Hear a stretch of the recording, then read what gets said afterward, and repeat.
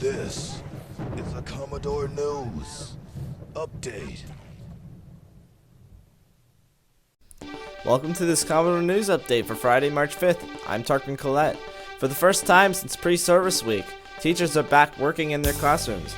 Another sign of things working towards some semblance of normality is the return of high school sports, and Maury had two teams experience success. Last Friday, the defending state champion Commodore football team scored a 32-8 victory over Booker T. The Commodore offense rolled up 300 yards of offense in a game played in steady rain. On Monday, the field hockey team returned to action, defeating Churchland 6-0. Bella Stroder and Emma Searing scored 2 goals apiece to pace the Commodores. On Wednesday, the boys and girls cross-country teams won the first district meet.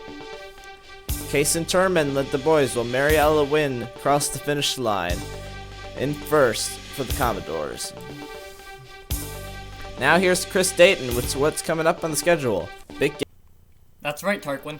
Tonight's the biggest game in town, as the defending Class 5 champion Commodores travel to Lake Taylor to battle the Class 4 champions, the Titans. The game begins at 7 p.m., and while you can't go to the game, you can watch it online.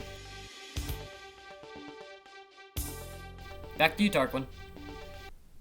Thanks, Chris. Now here's what's happening at MHS.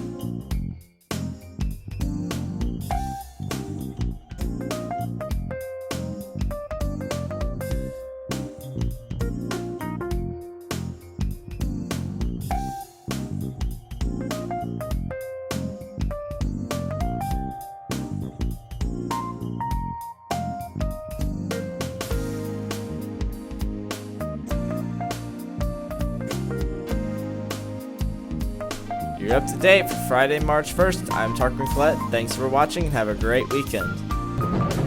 This has been a Commodore News Update.